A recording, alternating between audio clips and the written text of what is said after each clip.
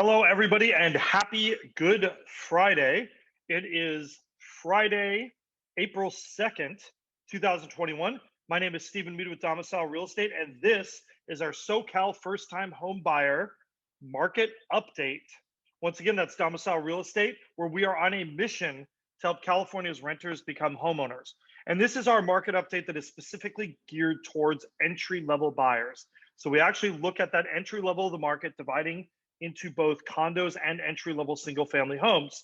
So if it feels like you're out in the marketplace and you are suddenly hearing renewed calls that your friends and family are telling you it is absolutely nuts out there, that is not just a perception. It is actually a bit of a reality, and we have the numbers to prove it.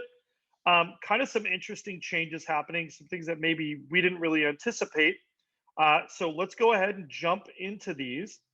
And I'm going to go ahead and tell you, let's see, where is our screen share here? I am actually not seeing oh, there they are. I just had the wrong window. There we go. All right, so moving in with our closed prices. And again, remember that our closed prices are based on sales from 4 to 6 weeks ago. We actually saw both in our entry-level homes a little bit of a reduction and in our condos. And look what's happened. We've kind of had our single-family homes started bumping up, and our condos have kind of hockey sticked a little bit.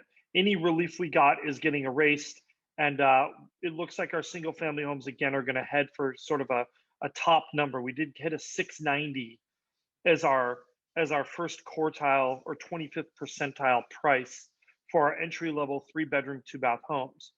Just as a quick reminder, these statistics are for Los Angeles and Orange counties. And this is what is called our first quartile price. So if you took a median and then you went halfway between the bottom and the median, that would be the first quartile. And it really represents sort of an entry-level price point. And this is both for our 3-bedroom, 2-bath standalone homes, as well as our 2-bedroom, 2-bath entry-level condos. So you'll see here that number is 460 for the condos and 671 for the single-family homes. So if we go ahead and we look at our payments, we also see, again, increases on both of these. That pretty much mirrors what we saw happening with the prices. Interest rates have moved a little bit northward, but they've really been pretty steady the last week. Again, what we tried to do with this total payment number is base it on 5% down, including mortgage insurance, including taxes, and including an HOA fee as well in the case of our entry-level condo. And what do we come up with? Just under $3,900 a month for our entry-level single family and just under $3,000 a month for our entry-level condo. So if we look at our minimum household income required, I think this is always fun to do just to kind of put these payments sort of into reality. If you had no other debt, you would need a minimum of $94,622 a year in income to qualify for our detached home. And remember, this is household income. So that could be between 2 or even 3 people. And then for our entry-level condo, that is $71,541. So, these numbers are not astronomical. I feel like a lot of households in LA can find a way to make this work.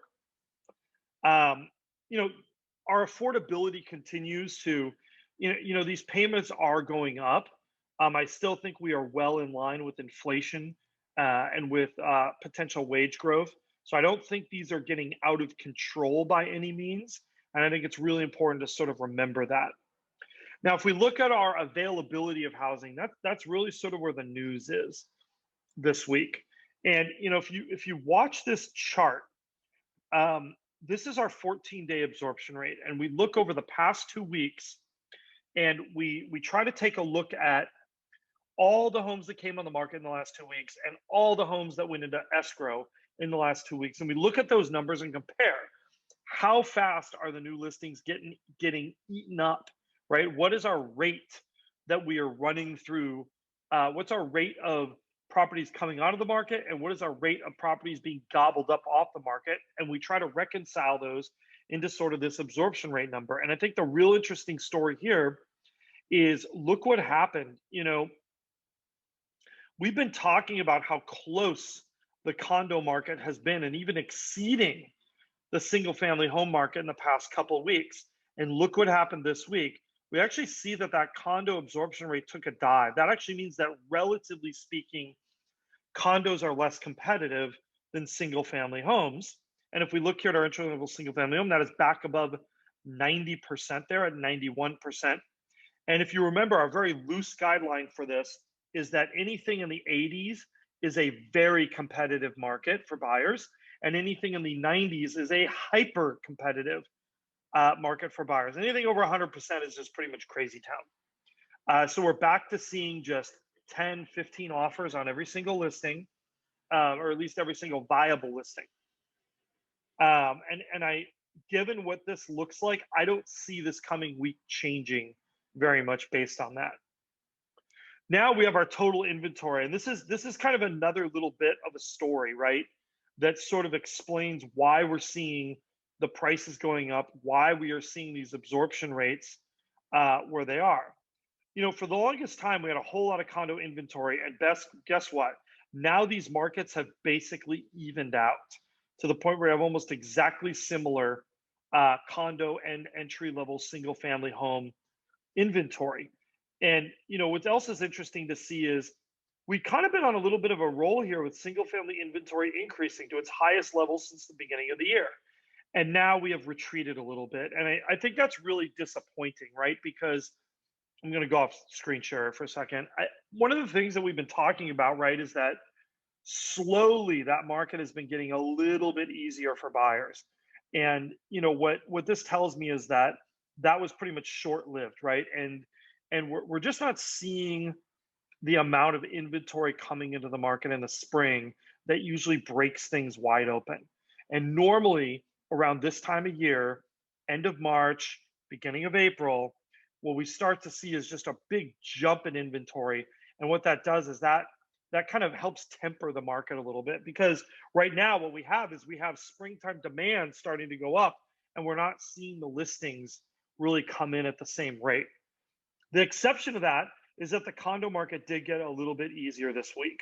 So if you are a person who is considered a condo, relatively speaking, it's a little bit easier. Your inventory is still very low on condos, but that absorption rate has helped just a little bit. Now, if we're going through to our next chart, this is our 14-day still active percentage.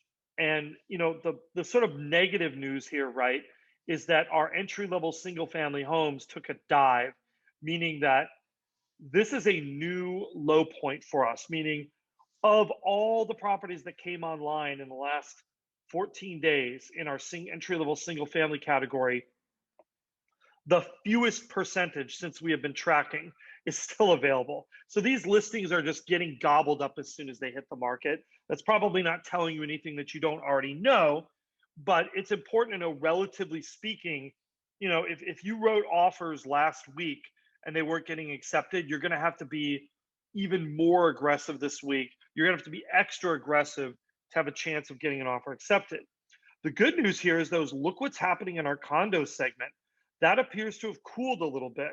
And you know, that makes sense, right? If we go through to absorption rate, it took a dive. And I think what's happening is, whenever we've seen this inversion in the past, right? This happened at the end of January as well, where all of a sudden it looked like condos were more competitive than single family homes, which was unusual.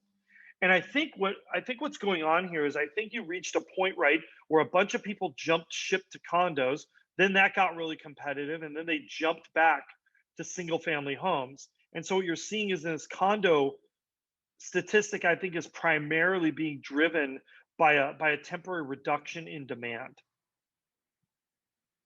Now, our final chart here is weak supply of homes, and that really is telling the story of what's happening with these numbers.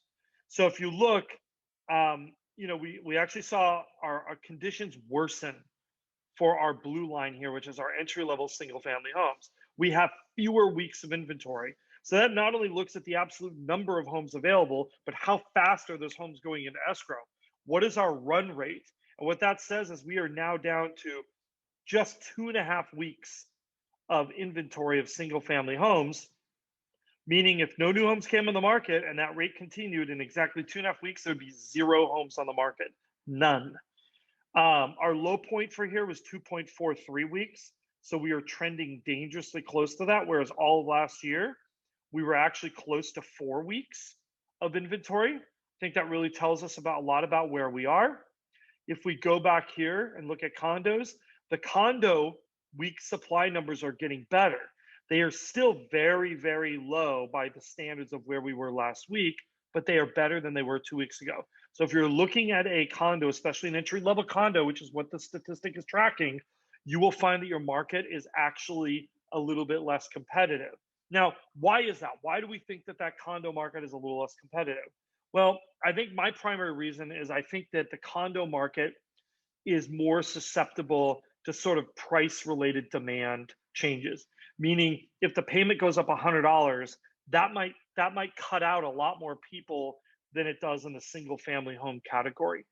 I think those buyers are a lot more payment sensitive than the single family home buyers. Now we're going to talk a little bit about a bonus because I had a long drive today coming back from Idlewild to show some land, and I had a lot of chance to think, and I was thinking a lot about inflation, and I was thinking about the future. And one of the things that we talk a lot about here, and that I think is very important, is when we work with first-time home buyers or entry-level home buyers, what we are telling you is while the benefits of homeownership are great in the short term, the real benefits are the ones that come after the long term. And I'm going to explain to you why that is. So we have been living in a very, very low inflation environment. A lot of economists think that it's going to stay that way. I think we're going to see some moderate inflation. And if we don't, that's great. But if we do, what that does is that sort of exacerbates this effect. In California, if you buy a property, a lot of things about your payment will be fixed and they won't change. So, or they won't change very much and they won't change very quickly. So if you buy a home with a 30-year fixed rate mortgage, that payment is set. You will have that payment for 30 years until it will go away, and then you have no mortgage payment at all. That number will not go up. It doesn't matter what inflation does. It doesn't matter what happens to your wages. That number is stuck at whatever it is. In California, under current laws, your property taxes your assessed value can only be increased 2% per year, which is below current inflation anyway. And so that's only a smaller part of your payment.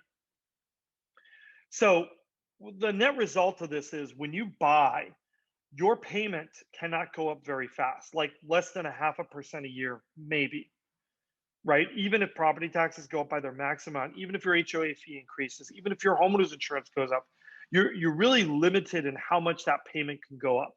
And year to year, maybe that doesn't even make a very big difference. But if you compare that over, say, a 10-year period of time, and you compare that to, say, rent, right? If inflation goes to 5% a year, you can pretty much count on rent moving in lockstep with that and being 5% per year or higher. And so what that means is those changes, as they compound over the years, that means when you buy 10 years from now, you have a payment that looks very similar to your payment today if you have a fixed rate mortgage. If you are renting, you will have a payment that looks very different from today's payment. And it's not that you're better off this year or better off next year. It's that you're better off 10, 15, and if we run the calculations 20 years from now, where are you going to be, right? This gives you a handle on your housing expenses, and it locks them in with very little change. And I think in an environment that we are going into, I think that's going to be a very, very big factor that a lot of people, especially younger people who are more likely to be those entry-level buyers, they're not always thinking about those long-term changes, where they're going to be in 20 years. What is their financial picture going to look like? What about their net worth? This is where making those decisions today can have a profound effect on those factors well into the future. Anyhow, that's enough of my little speech. Just something I was thinking about in the car stuck in traffic. We love you. Definitely like, comment, hit that notification bell, and subscribe. We love answering your comments. If you have something in here that you don't see that you'd like to see, definitely let us know. And as always, if you're considering being an entry-level buyer in the Southern California home market or somewhere else, we have great referrals too. Definitely reach out to us and we will be sure to help you out. We'll see you next week, everybody. happy Easter, happy holidays, and enjoy the weekend. It's supposed to be nice weather.